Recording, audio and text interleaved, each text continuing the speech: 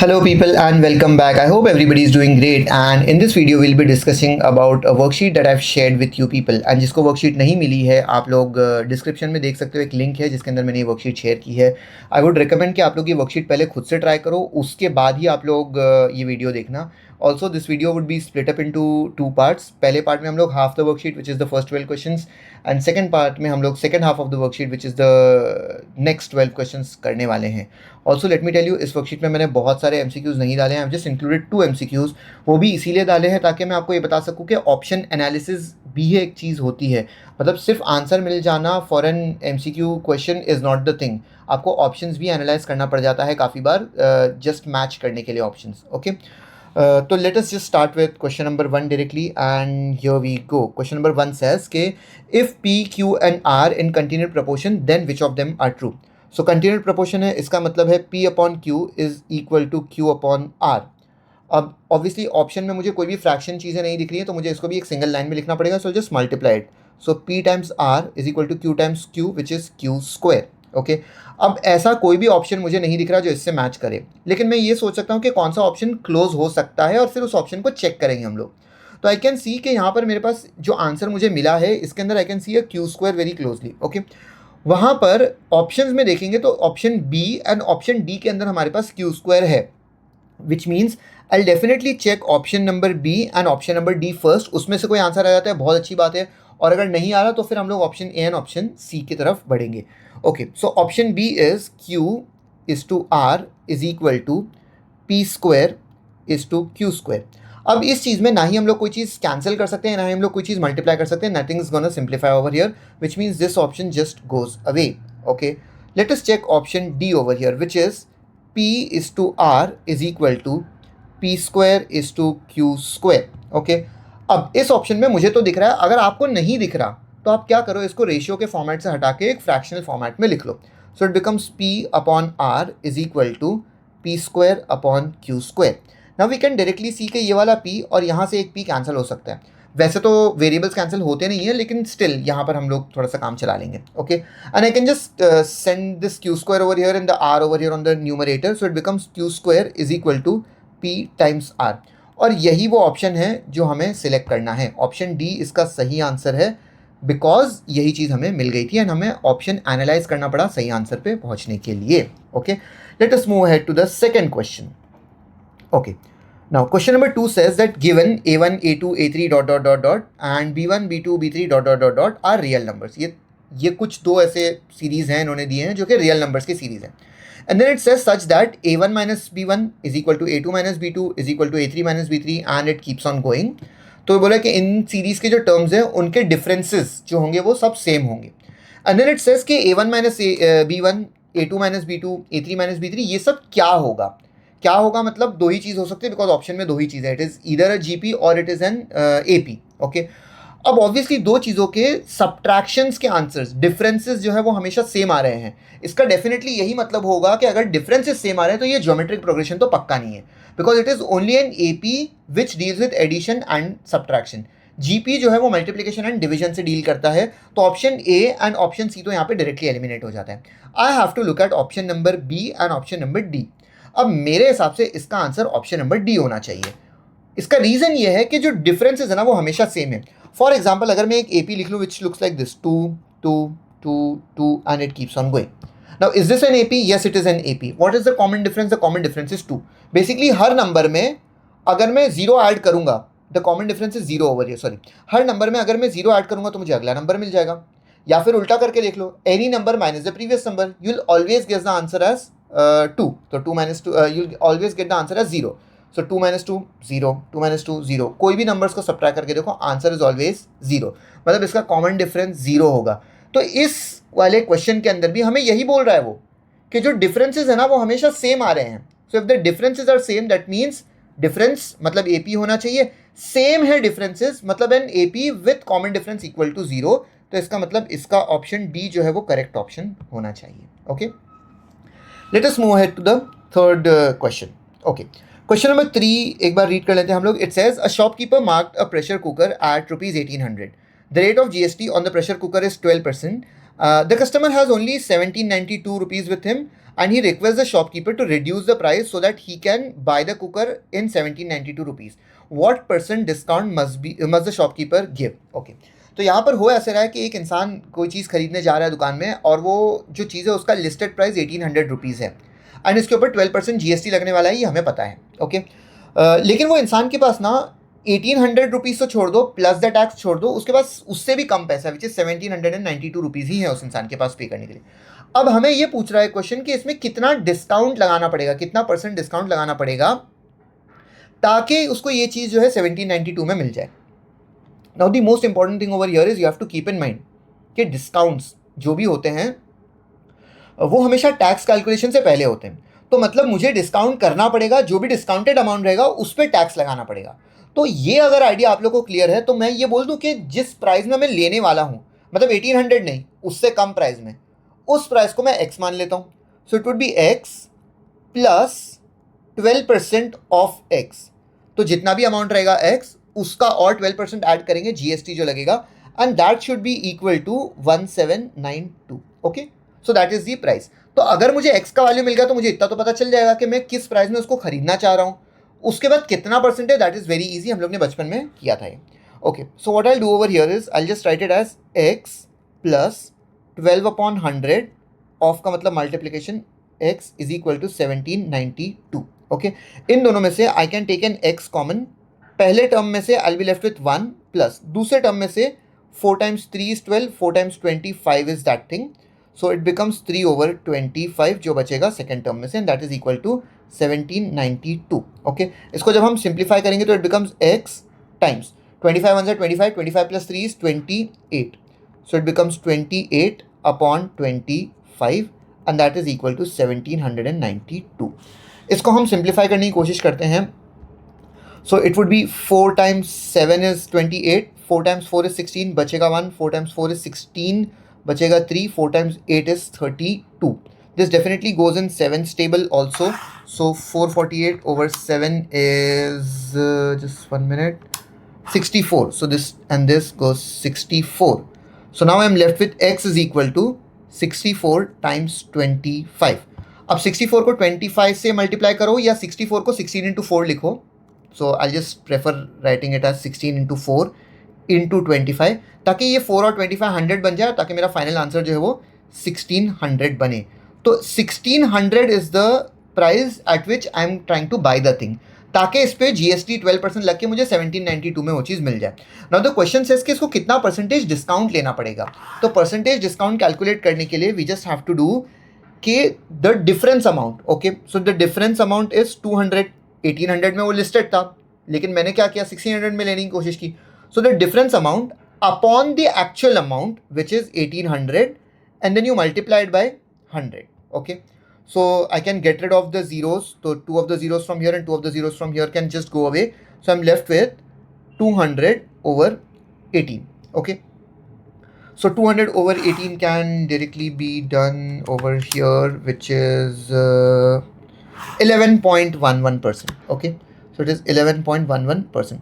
Obviously just for the sake of this video I'm using a calculator because वो divisions अगर मैं करने जाऊँगा तो वीडियो काफ़ी लंबा हो जाएगा.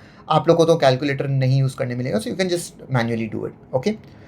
Fine. So 11.11% is the percentage discount that the person is trying to get from the shopkeeper, ताकि उसे 1792 में वो चीज़ procure हो जाए. Okay. So that was question number 3 for us. Let us move ahead to question number 4 now. Okay. Question number 4 says that Akshay buys 350 shares of rupees 50 par value of a company.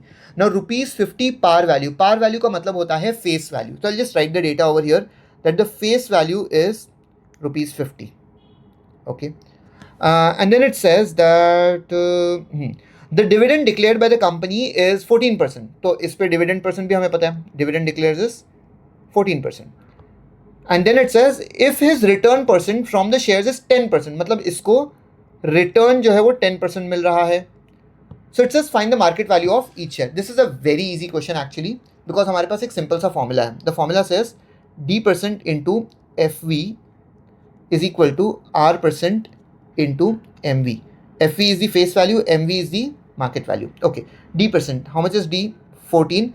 Percentage का sign या फिर divide by 100 करना है करो, नहीं करना है तो it is still fine because दोनों तरफ है तो इवेंचुअली वो कैंसिल ही होने वाला है. Into F V, the face value is 50 is equal to R% which is 10 times the market value, और मार्केट वैल्यू ही हमें फाइंड करना था. I can just get rid of this zero and this zero and I am left with 14 times 5. किसी भी number को 5 से multiply करने का सिंपल रूल यही है कि नंबर का हाफ कर दो और आगे जीरो लगा दो. 14 का हाफ 7 होता है एंड आगे जीरो लगा दो. So the market value of this thing would become ₹70. Okay, that was a very easy question. Fine. Let us move ahead to question number 5. Now, obviously, question number 5 देखे तो काफ़ी लोगों को थोड़ा सा डर भी लगा होगा, but ऐसी कोई बात नहीं है. It is an easy question again. Okay. So the question is 5 over x plus 4√3 is equal to 2√3 over x square. Okay. It's a solve for x. Obviously, we need to figure out the values of x, and then it also says that x is not equal to 0. Just one moment. Okay. So now the question says that x is not equal to 0. Why does it say x is not equal to 0? The fundamental reason is because denominator में maths में हम लोग 0 रख ही नहीं सकते. Okay, because वो undefined हो जाता है. Okay. ऑल्सो जो लोग देख पा रहे हैं उनको पता चल रहा है कि भाई ये क्वाड्रेटिक इक्वेशन है. क्यों देख पा रहे हैं? बिकॉज जो x है ना उसका हाईएस्ट पावर 2 दिख रहा है. But the real problem is ना वो जो x स्क्वायर है या फिर जो x है ना वो डिनोमिनेटर में, दैट्स द बिगेस्ट इशू. तो इसको हटाने का सिंपल सा रूल ये है कि हाईएस्ट डिनोमिनेटर से मल्टीप्लाई कर दो. So I just multiply it with x square. मतलब इसमें जो 3 टर्म्स है ना, लेफ्ट हैंड साइड के 2 टर्म्स और राइट हैंड साइड का एक टर्म, हर एक टर्म x स्क्वायर से मल्टीप्लाई होने वाला है. मतलब x square into the thing which is 5 upon x plus x square into 4√3 is equal to x square into 2√3 over x square. Okay, हर एक term जो है x स्क्वायर से मल्टीप्लाई होगा. जो राइट हैंड साइड है वहां पे पूरा के पूरा x square and x square cancel हो जाएगा. जो लेफ्ट हैंड साइड का फर्स्ट टर्म है ना उसमें से one of the x's can just go away. Okay, so what am I left with now? X times 5 is 5x plus x square times 4√3 is 4√3x square is equal to, on the right hand side I'll just be left with 2√3. अब ये ना एक quadratic equation दिख रहा है लेकिन standard form में नहीं है. I prefer writing it in the standard form first. So standard form में पहले x स्क्वायर होता है, फिर x वाला टर्म होता है, फिर कांस्टेंट वाला टर्म होता है, and then right hand side में we have a 0. So it can be rearranged and written as 4√3x square plus 5x minus 2√3 is equal to 0. अब इसे हम देख पा रहे हैं कि स्टैंडर्ड फॉर्म में भी है and we'll try to solve it with one of the methods that we know. अब या तो split the middle term which is factorisation method से हो सकता है, या तो कंप्लीटिंग द स्क्वायर से हो सकता है जो कि हमारे सिलेबस का पार्ट नहीं, लेकिन अगर किसी को आता है तो वो कर सकता है, या तो हम इसको क्वाड्रेटिक फॉर्मूला से भी कर सकते हैं अगर वो स्प्लिट द मिडल टर्म से नहीं होता है तो. Okay, let us see what the product over here is. Product is basically a into c. Okay, a is the first term and c is the last term. तो 4√3 into 2√3, 4 2s are 8 and √3 into √3 is 3, 8 3s are 24. Okay, and the sum या तो difference is basically b, which in my case is 5. So I have to think of two numbers. When I multiply them I get a 24, and when I add or subtract them I get a 5. Okay, so I have 12 times 2 is 24. I have 8 times 3 is 24. Oh, 8 times 3 looks a very good number to me. Okay, because 8 times 3 is gonna give me 24. And now I have to check for the sign also. So since it is a 4√3 and a negative 2√3, तो यहाँ पर sign जो है negative 24 होगा. अब answer मुझे negative चाहिए, तो या तो मैं 8 को नेगेटिव रख दूँ या तो मैं 3 को नेगेटिव रखूँ. It doesn't really matter, but now it depends on what the value of the sum या the differences which is the 5 over there which is positive. अब -8 + 3 कर दूंगा तो -5 मिलेगा. देखो मल्टीप्लिकेशन में तो फर्क नहीं पड़ता, किसी के साथ भी रख दो आंसर नेगेटिव तो आएगा ही, लेकिन वो एडिशन को फर्क पड़ जाएगा. तो इसीलिए I have to write it as -3 over there. So it becomes 8 - 3. Okay, let us split it up. So this would look like 4√3x square. Also जिसको नहीं पता है, स्प्लिट द मिडल टर्म मतलब मिडल टर्म को split करना है, बाकी दोनों टर्म्स को बिल्कुल भी छेड़ना नहीं है. Plus this is 8x - 3x - 2√3 and that is equal to 0. First two terms में से I can take a 4 and an x common. I'll be left with √3x plus 2. And second two terms में से I can just take a negative sign and a √3 common. वो जो 3x है ना, उस 3 को हम लोग √3 into √3 लिख सकते हैं. So I can take a √3 common. So I'll be left with √3x plus 2 and that is equal to 0. So it becomes √3x plus 2 times 4x minus root 3 and that is all equal to 0. Okay, now individual terms को हम equate to 0 कर लेंगे. So this can now be written as root 3x plus 2 is equal to 0 और 4x minus root 3 is equal to 0. तो यहाँ से हमें पता चलेगा x is equal to minus 2 over root 3 and यहाँ से हमें पता चलेगा x is equal to root 3 over 4 and these are my two answers for x. Okay, were we expecting two answers? Yes, absolutely we were expecting two answers because quadratic equation का जो power है वो 2 होता है, तो इसका मतलब इसके आंसर्स भी हम 2 ही एक्सपेक्ट करते हैं. लीनियर इक्वेशन में वेरिएबल का पावर 1 होता है तो हम एक आंसर एक्सपेक्ट करते हैं. क्यूबिक में 3 होता है, बाई क्वाड्रेटिक में 4 होता है. तो basically the highest degree of a polynomial decides कि उस चीज़ के कितने आंसर्स मिलने चाहिए हमें. Okay, so that was question number 5 for you. Let us move ahead to question number 6. Okay, question number 6 is a very very interesting question. Okay, it says the mark price of a toy is same as the percentage of GST that is charged. मतलब अगर किसी चीज़ का price 10 रुपये है तो उस पर GST भी 10% लग रहा है. वो ये बोलना चाह रहा है कि जो मार्क प्राइस है ना उतना ही परसेंटेज, उतना GST नहीं. मतलब अगर 10 रुपये की चीज़ है उसी पे 10 रुपये GST दे रहे हो, मतलब तो 100% GST हो गया. ठीक है, तो अगर 10 रुपये की चीज़ है तो उस पर 10% GST देना है, वो बोलना चाह रही है. Okay, the mark price of a toy is same as the percentage of GST that is charge. The price of the toy is ₹24 including the GST. ये बोल रहा है कि taking the mark price as x, form an equation and solve it to find the value of x. Okay, तो मैं ये बोल रहा हूँ कि उसका जो प्राइस है ना वो x है. ठीक है, तो I have x that is the price of the thing plus इस पे x% ही लगने वाला है, क्योंकि वही तो वो बोल रहा है कि जो मार्क प्राइस है वही परसेंटेज ऑफ GST लगेगा, plus x% of this thing itself. किस चीज़ का x%? ये जो प्राइस है इसी का. सो x% ऑफ x, यही सब मिलाकर 24 बनने वाला है. Okay, so now when I try to write this thing in a better way, तो ये बनेगा x प्लस x% मतलब x अपॉन 100, ऑफ का मतलब होता है मल्टीप्लीकेशन, और ये x is equal to 24.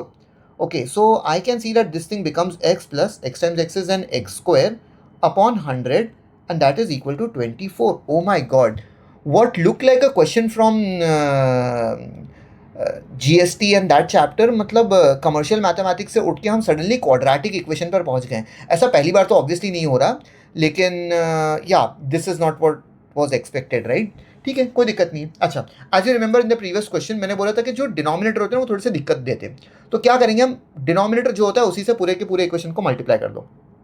So just times the entire equation by 100. तो हर एक इंडिविजुअल चीज़, अब मैं लिख के नहीं बताऊंगा, आप लोग को पता होना चाहिए कि हर एक इंडिविजुअल चीज़ 100 से मल्टीप्लाई होगी. So when the first term gets multiply by 100 it becomes 100x plus when the second term gets multiply by 100, denominator का एंड न्यूमरेटर का 100 कैंसिल हो जाएगा. I just be left with x square is equal to right hand side 24 into 100 is 2400. That's a quadratic equation but not in a standard form. सबको एक तरफ ले आते हैं एंड स्टैंडर्ड फॉर्म में लिखते हैं. So it would be x square plus 100x, side change sign change, so minus 2400 and that will be equal to 0. That's a quadratic equation. Split the middle term करना पड़ेगा. Again एक question में मैंने बता दिया, हर क्वेश्चन में मैं वो प्रोडक्ट एंड सम डिफरेंस नहीं लिखूंगा. आप लोग को ऑब्वियसली इस स्टेज पर आना ही चाहिए. जिसको नहीं आता आप लोग you can also go and check out the other videos that have posted on this chapter. काफ़ी सारे चैप्टर्स पे हमने वीडियो बना के डाले हैं, you can definitely check out. काफ़ी सारे पे नहीं भी डाले, बट या probably next time we'll post those videos also. Okay, now how do we split it up? I suppose इसका 2400 ही है ना, so negative 2400, so 120 and 2, 120 and 2 से हमें 100 भी मिल जाएगा. So it would be x square plus 120x minus 20, 120 and 20 minus 120x minus 2400 is equal to 0. पहले दो terms में से मैं x कॉमन निकालूंगा, I'll be left with x plus 120 minus दूसरे दो टर्म्स में से I can take 20 common, so I be left with x plus 120 and that is equal to 0 and I can write this thing as x plus 120 times x minus 20 is equal to 0. Individually equate करेंगे तो x plus 120 is equal to 0 and x minus 20 is equal to 0. इसका मतलब x का value negative 120 या तो x का value 20 होगा. Now definitely x का वैल्यू नेगेटिव 120 नहीं हो सकता बिकॉज वो दुकान वाला हमारा कोई नहीं लगता, तो हमें चीज़ दे के पैसा भी नहीं देने वाला, तो obviously prices of things can not be negative. That is why x का value is suppose to be 20 rupees. Okay, so my final answer is ₹20. Okay, that is what the cost of the toy is. तो basically 20 rupees का toy है, उस पर 20% ही GST लगने वाला है. Okay, that was the question for you, 6th question. Okay, Let us move ahead to the 7th question now. Okay, the 7th question says the mean proportion between two numbers is 6. तो दो number हैं जिसका बीच का mean proportion 6 है. हम ना वो दो नंबर को a एंड b मान लेते हैं. ओके, या फिर x एंड y मान लेते हैं. चलो, so let the two numbers be x and y. Okay, वो बोल रहा है कि the mean proportion between two numbers is 6. इसका मतलब ये है कि x upon 6 is equal to 6 upon y. 6 upon y, that's the thing, the mean proportion. And then आगे वो ये बोल रहा है मुझे कि and their third proportion is 48. Third proportion के लिए मुझे क्या करना पड़ेगा, मुझे लिखना पड़ेगा कि x upon y is equal to y upon 48. Okay, now do you feel I have two unknowns over here, x and y, दो unknowns है, और जितने unknown होते हैं उतने ही हमारे पास इक्वेशन भी होने चाहिए. तो अगर दो unknown है, दो इक्वेशन चाहिए, है हमारे पास दोनों equation. Let us try to solve this thing. I'll send this y to the other side, so it becomes x times y is equal to 6 times 6, which is 36. And यहाँ पर I'll write this thing as x is equal to y square, and then the 48 from the denominator can go to the other side and becomes 48x is equal to y square. Eliminate one of the variables, solve करो and answer ले आओ. I am thinking कि x is equal to 36 upon y लिख लेते हैं, और x का value ये जो है उठाकर हम लोग यहाँ सब्स्टिट्यूट कर देते हैं. So this becomes 48 into x का value 36 upon y is equal to y square. इसको देख के बिल्कुल भी घबराना मत, इस y को उठा के सिर्फ वहाँ पर भेज दो. तो ये बनेगा 48 into 36 is equal to y square into y is y cube. अब कुछ लोगों को ना डेफिनेटली यहाँ पर ऐसा देख के लग रहा होगा कि भाई ये तो बड़े नंबर्स हैं, इनको मल्टीप्लाई करना है और उसका क्यूब रूट कैलकुलेट करना है. बिल्कुल भी मत करना. ये सब सिंपल लॉजिक ये है ना कि 48 ना वो 12 इंटू 4 होता है, और 36 ना 12 इंटू 3 होता है. That is equal to y cube. Okay, again once more we are doing the same thing. 12 को 4 इंटू 3 लिखो, इंटू 4 इंटू 12 को अगेन 4 इंटू 3 लिखो, इंटू वो जो 3 जैसा है वैसा ही is equal to y cube. क्या हमें ये दिख रहा है लेफ्ट हैंड साइड में 3 4 लिखे हैं और 3 ही 3 लिखे हैं. इसका मतलब it is actually 4 cube into 3 का cube which is equal to y cube. Okay, so simple. Okay, we can write y is equal to 4 into 3 which is equal to 12. तो हमें वाई का वैल्यू कितना मिल गया, वाई का value 12 मिल गया.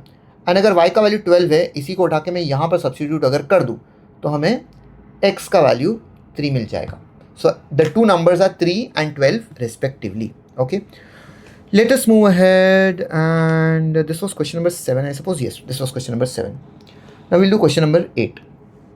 It says write the first 5 terms of the sequence given by root 3 raised to n. Okay, so question number 8, the sequence given by root 3 raised to n. इसके first 5 terms लिखने हैं हमें. Okay, इसका ये मतलब है कि n का इंडिविजुअली वैल्यू सब्स्टिट्यूट करो और देखो क्या आंसर मिल रहा है हमें. Okay, so I just try to start with 1. Okay, it says n belongs, मतलब जो स्मॉल n है it belongs to capital N. तो I start with n.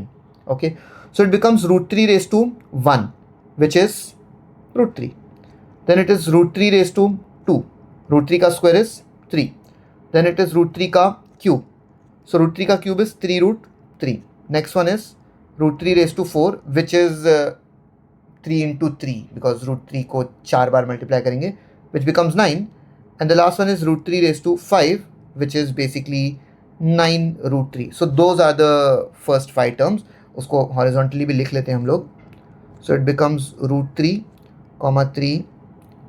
3 root 3, 9 and 9 root 3. Okay, the question says the first subset of this thing, it says is the sequence an AP or GP. अब ये चीज़ AP है या GP है ये हमें पता करना है. तो कैसे करें? AP के लिए there has to be a common difference and GP के लिए there has to be a common ratio. अब इनको ना मुझे डिवाइड करके देखना है या तो सब्ट्रैक्ट करके देखना है. लॉजिकली तो हमें यही लग रहा है कि भाई सब्ट्रैक्ट तो होने नहीं वाला, डिवाइड ही करके देख लेते हैं हम लोग. ओके, सो ये जो 3 है divide by root 3. So 3 divide by root 3, my answer would be root 3. Next, इस वाले 3 रूट 3 को इस वाले 3 से डिवाइड करते हैं. So 3 root 3 divide by 3, my answer is again 3 and 3 cancel, it is root 3. तो ऑब्वियसली हमें पता चल रहा है कि यहाँ पर मल्टीप्लिकेशन से बन रहा है and the common ratio is root 3. Okay, that's what the question definitely ask. If it is an AP और a GP, so it is a GP. Why is it a GP? Because you have a common ratio, not a common difference. Okay, that was the first part. The second part says that if the sum of its first 10 terms is given by p times 3 plus root 3. Find the value of p. Okay. So the question says that S10, sum of the first 10 terms, is p times 3 plus root 3. Okay. And now it says you have to figure out the value of p. तो क्या value होगा p का जब ये true होगा? इसके लिए definitely हमें SN का फॉर्मूला यूज करना पड़ेगा for geometric progression. Okay. So AP का SN का फॉर्मूला अलग होता है, GP का SN का फॉर्मूला अलग होता है. ओके. सो SN का formula is basically A into R raised to N. I'm just forgetting the SN का formula. I don't know why. Just let me check. That's so random. I've taught this so many times. Sum of geometric progression. Yeah, it was correct. A into 1 minus R raised to N upon 1 minus R. Okay, it really happens. Like obviously, अगर तुम्हारे साथ exam में हो सकता है तो मेरे साथ भी हो सकता है. Okay, इसके अंदर R का वैल्यू जैसे मैंने अभी भी बताया कि we were getting the common ratio to be √3. Okay. And now it says that it is for the first 10 terms that we have to focus on. So I'll write S10 will be equal to A, which is the first term. So the first term of this thing is √3. So I'll write √3 into 1 minus R is again √3 raised to 10 upon 1 minus √3. That's what it is. Okay. Also I can see over there that S10 का जो value है ना, जो left hand side में S10 है, उसका already value मुझे कुछ तो दिया हुआ है. It is P times 3 plus √3. तो यहाँ पर rather than S10 I'll write P times 3 plus √3. Okay. And then what I'll do is I'll just multiply this √3 inside of the bracket. Okay. So it becomes √3 into 1 is √3 minus √3 raised to already 10 था, उसे मैं एक और बार कर देता हूँ. So it becomes √3 raised to 11 and denominator में मेरे पास ऑलरेडी एक 1 माइनस √3 एग्जिस्ट कर रहा है. ओके. अभी जो डिनोमिनेटर में 1 माइनस √3 एग्जिस्ट कर रहा है ना, वो असल में कोई दिक्कत वाली बात ही नहीं है.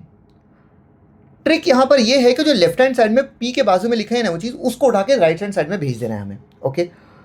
सो it becomes P is equal to √3 minus √3 raise to 11 upon 1 minus √3 into 1 upon वो जो 3 प्लस √3 है, वो 3 प्लस √3 में से I can pull out √3 common. Okay. And then write it as √3 plus 1. Okay.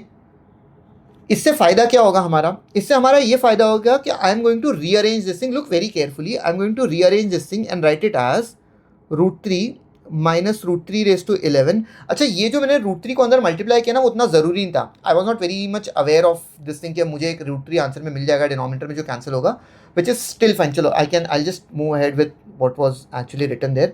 So it can be written as √3 into 1 minus √3 raise to 10. I write the same thing over here, √3 times 1 minus √3 raise to 10. Okay. तो यहाँ पर हो क्या रहा है फ़ायदा कि ये वाला जो √3 है इस वाले √3 से कैंसिल हो जाएगा. ओके.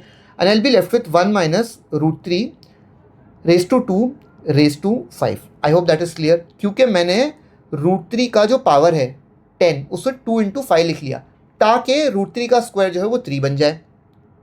एंड डिनोमिनेटर में look very carefully, it is 1 minus √3 times 1 plus √3. √3 plus 1 को 1 प्लस √3 भी लिख सकते हैं. In the numerator it becomes 1 minus √3 का square is 3 and that raise to 5. And in the denominator, it is definitely an identity which is a minus b into a plus b, which is a square. 1 square is 1 minus b square. √3 का square is just 3. So this becomes 1 minus 3 raised to 5. I suppose 3 raised to 5 is 243. Yes, it is 243. So it becomes 243. And in the denominator, I'll be left with 1 minus 3. So this becomes 1 minus 243 is negative 242. And denominator में I'll have a negative 2. अब कुछ लोगों को ना शुरू में ही ये doubt आया होगा कि मैंने ये वाला formula 1 minus r raise to n क्यू यूज़ किया, r raise to n minus 1 वाला क्यों नहीं यूज़ किया. एक्चुअली ना कोई फर्क ही नहीं पड़ता, दोनों सेम ही फॉर्मूलाज है. It is just minus sign which is taken out common and then simplify. तो कोई फर्क ही नहीं पड़ता. Depends on the value of r definitely, but या कोई फर्क नहीं पड़ता. फाइनली आंसर सेम ही आता है. I can get rid of the negative signs from both the numerator and denominator and eventually p का value would be 242 upon 2 which is 121. That's the value of p. Okay. Okay, fair. Let us move ahead to the next question. This was question number 8. We'll be doing question number 9 now. Okay. Question number 9 says determine the ratio in which the line y is equal to 2 plus 3x. So the line is y is equal to 2 plus 3x. It says this line divides the line segment AB joining the points A and B. तो basically यहाँ पर हमारे पास एक line है जो point A और point B को जोड़ के बनी गई है. तो ये लाइन है हमारी, और A और B पॉइंट्स दिए हैं, लाइन के बारे में कुछ नहीं बोल रहा, और वो मुझे बोल रहा है कि ये जो लाइन है ना, ये वाइट वाली लाइन, वो जो मैंने यहाँ पे लिखा है y = 2 + 3x, वो लाइन इस ब्लैक वाली लाइन को किस रेशियो में स्प्लिट कर रही है. तो मुझे ये पॉइंट तो पता चले जिस पॉइंट के बारे में हम बात कर रहे हैं. तो जब तक मुझे ये पॉइंट नहीं पता चलेगा विच is the point of intersection, तब तक मैं कैसे पता करूँ कि किस रेशियो में स्प्लिट करिए. तो बेसिकली इसमें स्टेप ये होगा कि A और B दोनों पॉइंट को जोड़कर एक लाइन का इक्वेशन तो बनाओ. जैसे ही ये लाइन का इक्वेशन बनेगा तब इस लाइन का और इस लाइन का पॉइंट ऑफ इंटरसेक्शन फाइंड करो, और जब पॉइंट ऑफ इंटरसेक्शन मिल जाएगा A और B के बीच में, तब वो रेशियो फाइंड करेंगे by section formula. So this is a long sum, but let's try to do it.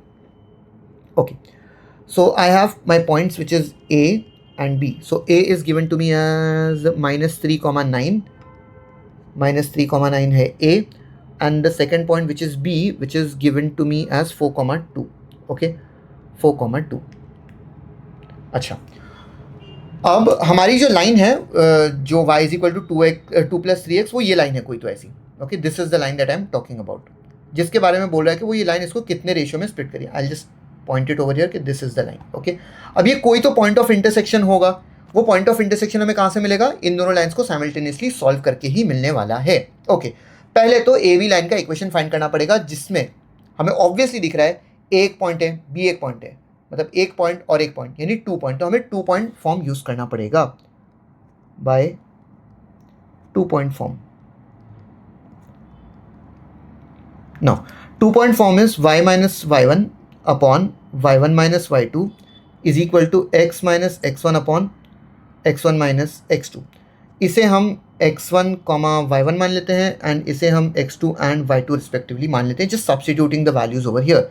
So it becomes y - 9 upon 9 minus y2 का वैल्यू वहाँ पर 2 है, is equal to x minus x1 का value -3 है, तो ये +3 बन जाएगा, upon x1 which is -3 minus x2 which is 4 on that side. So it becomes y - 9 upon 9 - 2 is a 7 is equal to x + 3 upon -3 - 4 is -7. And then I can definitely get rid of this 7 and this 7 from here. नीचे एक जो minus sign बचा है ना, -1 basically, वो -1 को उठा के यहाँ पर भेज देते हैं हम लोग. सो इट बिकम्स y - 9 को -1 से मल्टीप्लाई करेंगे तो it becomes 9 - y. Okay, so 9 - y is equal, जिसको नहीं समझा उसको, आई एम श्योर किसी को तो नहीं समझा होगा. This becomes a -1 over here. जब मैंने कैलकुलेट किया it becomes a -1.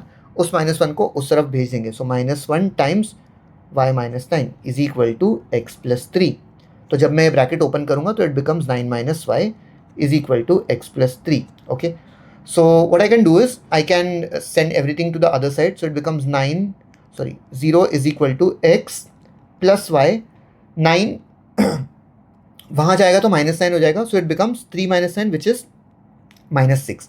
So this is the equation of line, the other line. Okay, the AB line है ना, उसका इक्वेशन हमें अभी मिला है. Okay, अब AB लाइन का इक्वेशन मिल गया, और वो एक दूसरी लाइन भी हमें ऑलरेडी क्वेश्चन में दी है. We'll just need to solve these 2 lines simultaneously. The other line is y = 2 + 3x. Okay, so let's just say L1 is y =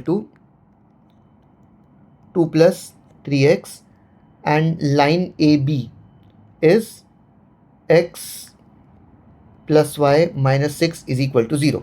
तो बस ये जो y का वैल्यू है ये उठाकर हमें यहाँ पे सब्स्टिट्यूट करना है. सो इट बिकम्स x प्लस, इस वाले इक्वेशन को लिख रहा हूँ मैं, x प्लस नॉट y की जगह पर मैं लिखूंगा 2 + 3x and then -6 is equal to 0. x + 3x होता है 4x, 2 - 6 होता है -4 is equal to 0, which means 4x is equal to 4, which means x is equal to 1. अब हमें यहाँ पे x का वैल्यू तो 1 मिल गया, ये x का वैल्यू 1 उठा के हम लोग यहाँ पर सब्स्टिट्यूट कर देंगे. So it becomes y is equal to 2 + 3 × 1 is 3, which means y is equal to 5. तो जो पॉइंट ऑफ इंटरसेक्शन है वो दोनों लाइन्स का, I can name it as point P. Okay, the point of intersection which is this point. Okay, ये अभी हमें मिला है which is 1,5. So this point is 1,5. Now I have to use the section formula to figure out कि ये जो point है वो लाइन इंटरसेक्ट कर रहा है या लाइन जो है उसको कुछ रेशियो में स्प्लिट कर रहा है, या तो इस पॉइंट के बारे में बात करो, it is one and the same thing. अब ये पॉइंट इस ए बी लाइन को किस रेशियो में स्प्लिट कर रहा है ये हमें पता करना है। तो I just write the ratio as m/n, okay, and let's see m/n। I just draw that line once again ताकि बार बार ऊपर ना जाना पड़े हमें। So this is a over here, this is b over here, and this was the point p which I just got as 1,5. a के coordinates हमें दिए हैं -3,9, so a is -3,9, and b के कोऑर्डिनेट्स हमें दिए हैं 4,2. Okay, I just have to decide कि इसका जो स्प्लिट अप रेशियो है वो क्या होगा. सो it is m/n. Now the section formula,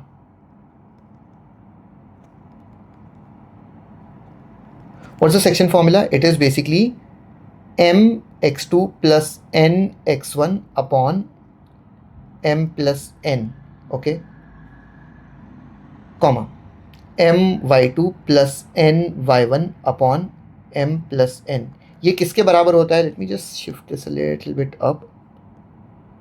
ये किसके बराबर होता है? ये होता है x, y के बराबर. Okay, x, y is basically that point which I am talking about. Okay, so वो जो पॉइंट है ना उसके बारे में मुझे ऑलरेडी पता है कि the point is 1,5. That would be equal to m x2. x2 is on the other side, so it becomes m times 4 plus n x1. x1 is on this side, a वाला जो है वो, so -3 upon m plus n. Okay, so this is m plus n, comma all of that thing I am not really interested, कोई एक भी कर ले तो भी काफ़ी है. तो कॉमा से पहले वाली दोनों चीज़ें इक्वल होगी, कॉमा के बाद वाली दोनों चीज़ें इक्वल होंगी. तो now I will write therefore 1 is equal to 4m minus 3n upon m plus n. Okay, वो वाला भी लिखोगे, आंसर सॉल्व करोगे उससे भी सेम आएगा, लेकिन क्यों ही करना है उतना. m प्लस n को उठा के दूसरी तरफ भेज देते हैं. 1 times m plus n is just m plus n is equal to 4m minus 3n. सारे m वाले टर्म्स एक तरफ, n वाले टर्म्स एक तरफ. So n plus 3n is equal to 4m minus m. n plus 3n is 4n and 4m minus m is 3m. And अब मुझे सिर्फ m अपॉन n लिखना है ताकि मुझे रेशियो पता चल जाए. तो 4/3 is equal to m upon n, and it divides the ratio, the line which was given divides the segment A B in the ratio 4:3. That is your final answer, 4:3. Okay, I hope this is clear to you people. That was question number 9 for us. Okay, let us move ahead to question number 10. Okay, question number 10 says square ABCD lies in the third quadrant of XY plane such that its vertex A is at -3, -1 and the diagonal DB produced is equally inclined to both the axes. पहले जितना data दिया उतना draw कर लेते हैं हम लोग. So this is the XY plane that I have. Obviously it says that the square ABCD का जो diagonal है, vertex A है वो -3, -1 पर है. So A is basically somewhere over here. This is my point A. Okay, so -3, -1 पर A है, and it says it is a square ABCD, and then it precisely said that the diagonal DB produced is equally inclined to both the axes. Okay, so DB जो diagonal होगा, अब या तो मैं ऐसे traverse करूँ ABCD या तो मैं उल्टे डायरेक्शन में ट्रैवर्स करूँ, कुछ भी करूँ कोई फर्क नहीं पड़ने वाला हमें. So let's just say मैं यहाँ पर कर रहा हूँ A B C and D. Okay, तो इससे जो स्क्वायर बनने वाला है, लेट अस आल्सो जस्ट रफली draw a dotted square over here.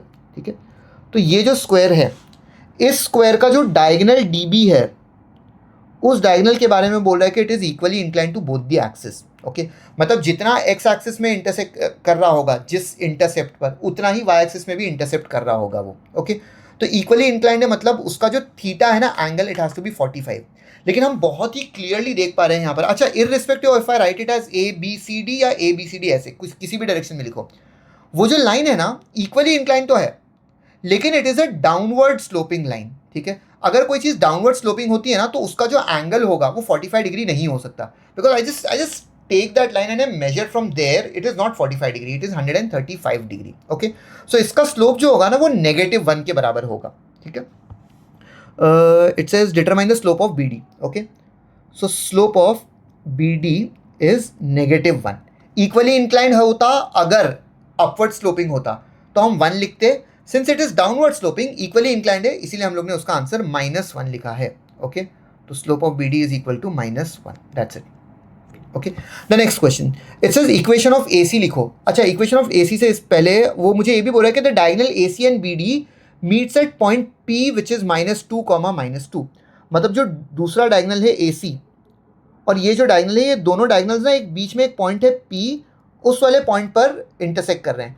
और P पॉइंट के बारे में मुझे बता रहा है it is -2, -2, that's the point P। Oh, AC का इक्वेशन पूछा है मुझे, A के बारे में ऑलरेडी बात कर रहा है वो, ठीक है। वो बोल रहा है कि A जो पॉइंट है ना वो है -3, -1। AC जो लाइन है ना वो AP ही है। मतलब अगर मैं AP लाइन की बात करूं या AC लाइन की बात करूं, बात तो एक ही है, लाइन तो लाइन होती है, it can extend towards infinity on both the ends.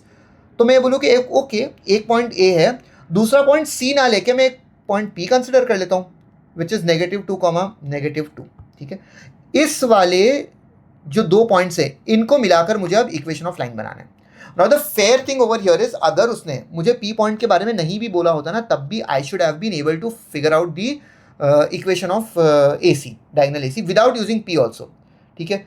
और वो ऐसा होगा कि भाई तुम्हें थोड़ा इतना अंडरस्टैंडिंग होना चाहिए कि एक डायगोनल का स्लोप ये है तो दूसरे वाले डायगोनल का स्लोप क्या होगा उससे। अच्छा, again I have 2 points over here, I will definitely not be figuring out the equation of this thing because अभी हम लोग ने एक क्वेश्चन किया था जिसके अंदर 2 पॉइंट्स है हमारे पास एंड 2 पॉइंट फॉर्म यूज करके हम लोग ने फाइंड किया था। तो यहाँ पर भी आपको 2 पॉइंट फॉर्म यूज करके ही फाइंड करना होगा।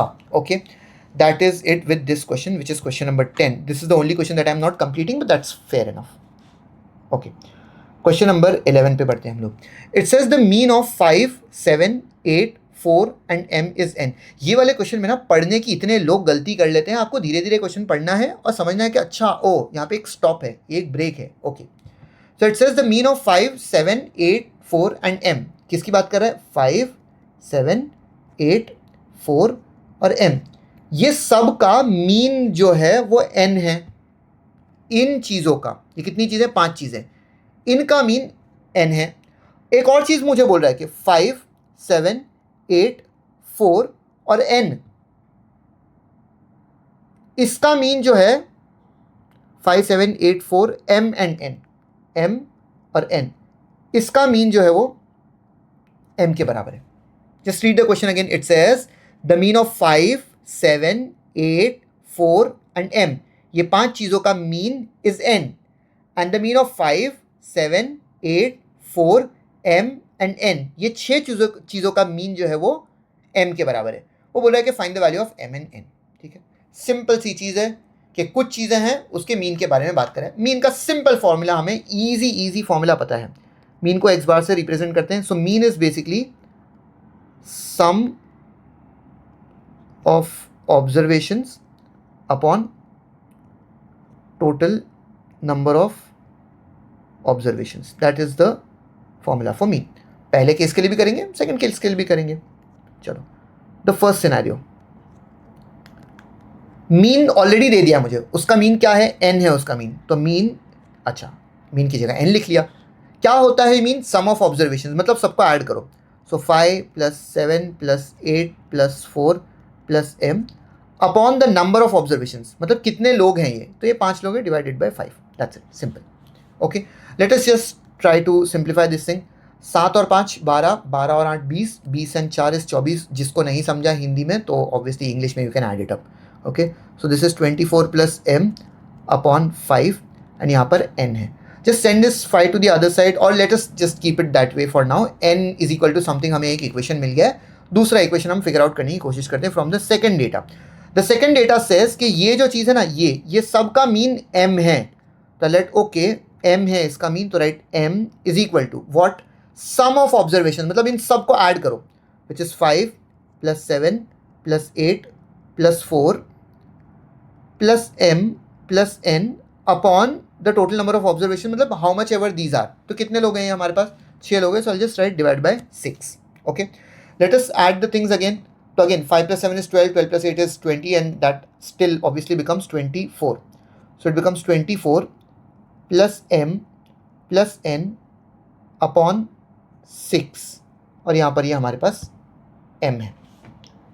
Now from here what I was saying is कि अगर इस 5 को मैं दूसरी तरफ भेज दूँ, सो it becomes 5N is equal to 24 + M. Now I can definitely plug in the value of 24 + M 24 plus m की जगह पर मैं 5n सब्स्टिट्यूट करने की सोच रहा हूँ. Okay, so I write it as 6 को उधर भेज देते हैं. So 6m is equal to 24 plus m की जगह पर 5n प्लस एक n. So this becomes 6m is equal to 5n plus n is 6n. इसका मतलब these two can just cancel out and यहाँ पे हमें पता चलेगा कि oh m and n are equal. लेकिन वैल्यू तो फाइंड करनी पड़ेगी हमें, m और n की इक्वल है तब भी. तो हम ऐसे करेंगे, इसको उठा के यहाँ पर सब्स्टिट्यूट कर देंगे ऊपर इस वाले इक्वेशन के अंदर. Okay, so I have 5n is equal to 24 plus m is equal to 24 plus m की जगह पर मैं अगेन n ही लिखने वाला हूँ because they are the same thing. इस n को उठा के वहाँ भेज दो, side change sign change. So 5n minus n is equal to 24. So 4n is equal to 24 and n would be equal to 6. And since n is 6, therefore I can write m is equal to n is equal to 6. यही दो चीज़ें हमें find करनी थी. Okay? Yeah, it says find the value of m and n. Let us move ahead to the last question of this video and then we will end it. Okay. It says the probability of selecting a blue marble and a red marble from a bag containing red, blue and green marbles is 1/3 and 1/5 respectively. तो मतलब basically एक bag है जिसके अंदर हमारे पास red, blue and green colour के marbles हैं. So we have 3 types of marbles. Okay, so I have red, I have blue and I have green marbles. Okay, ये बोल रहा है हमें कि the probability of selecting a blue and a red marble is 1/3 and 1/5. ठीक है, इसका probability. So it is 1/3 for this thing, 1/5 for this thing. I don't know how much it is for this thing. Okay, that's the probability that I'm talking about. Also, now the question says that if the bag contains 14 marbles, 14 green marbles. Okay, so I'm writing the number over here. Green marbles कितने पता है? Okay, तो basically red marble and blue marble की probability पता है कितनी है, green marble की probability नहीं पता. Number of red marbles नहीं पता, number of blue marbles नहीं पता, लेकिन number of green marbles हमें पता है. And the question it self says that number of red marbles हमें फाइंड करना है, total number of marbles in the bag हमें फाइंड करना है. ठीक है, so number of red marbles find करने के लिए हमें कुछ तो पहले थोड़ा सा दिमाग लगाना पड़ेगा कि भाई डेटा तो बहुत क्लियरली हमें यहाँ पे दिया है. Now generally people don't have a habit of writing the probability का क्वेश्चन इन टेबुलर फॉर्मेट, जो मैंने अभी यहाँ पे लिखा है. तो it's okay even if you don't write it like this. बस ये ऐसा लिखने पर फ़ायदा ये होता है कि थोड़ा सा क्लियरली आप चीज़ें ऑब्जर्व कर पाते हो. ये भी अननोन है, ये भी यहाँ पर अननोन है. मैं ये बोल रहा हूँ कि जो ग्रीन मार्बल का प्रोबेबिलिटी है ना, इसको मैं x मान लेता हूँ. ठीक है, अब हमें एक फंडामेंटल चीज़ पता है कि सारी की सारी प्रोबेबिलिटीज़ ऐड करके आंसर 1 बनना चाहिए. ठीक है, इसका मतलब probability of red plus probability of blue plus probability of green should be equal to 1.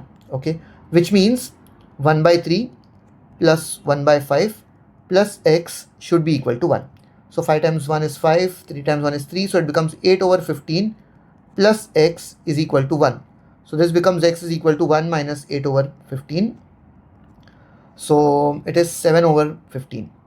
तो x का वैल्यू यहाँ पर जो था वो हमें 7/15 में मिला है. Okay, also just keep in mind कि यहाँ पर जो मैं ब्लैक कलर में लिखता हूँ ना, it is always the question, blue colour में it is always the answer and red colour में it is always the important things and formulas एंड वो सब चीज़ें, कैंसलेशंस वगैरह. ओके, सो जो लोग ऑफलाइन क्लासेस अटेंड करते हैं उनको तो पता ही होगा एंड ऑनलाइन में भी it is the same colour theme that we follow. Okay, अच्छा, it says the number of red marbles. Number of red marbles मुझे फाइंड करना है.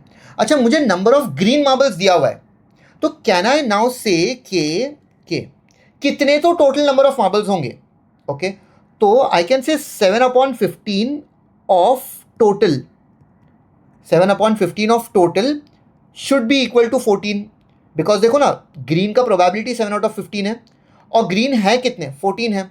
तो 7/15 of the total marbles turn out to be 14. तो बस इसी को हमें सिंप्लीफाई करना है. तो 7/15 तो ऐसे ही रहेगा, ऑफ का मतलब मल्टीप्लिकेशन, टोटल का मतलब तो टोटल ही है, is equal to 14. Just simplify करते हैं, 7 times 1 7 times 2. इस 15 को उठा के वहाँ भेज देंगे हम लोग. So it becomes total is equal to 15 times 2 is 30. So total number of marbles हमें कितने मिल गए, 30. जो इसका ऑप्शन बी था उसका आंसर हमें पहले मिल गया, total number of marbles is 30. अच्छा, अब वो क्या बोल रहा है कि probability of red is 1/3. Okay, probability of red is 1/3. Therefore, number of red marbles red marbles is 1/3 into 30. Just cancel करो, 3 ones are 3 10s are, so my final answer would be 10. तो टोटल नंबर ऑफ मार्बल्स हमें 30 मिल गए and number of red marbles हमें 10 मिल गए and या that is it and we are done with the video. 12 questions हो गए हमारे. बाकी के 12 क्वेश्चंस जो बचे हैं अप टिल 24 वो हम लोग नेक्स्ट वाले वीडियो में देखेंगे.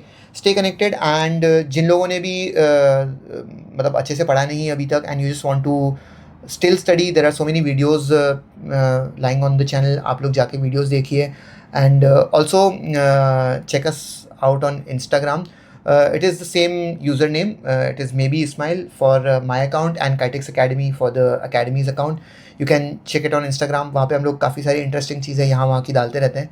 देखो फ़ायदा होगा आप लोगों का. Okay, thank you so much and see you soon. Bye bye.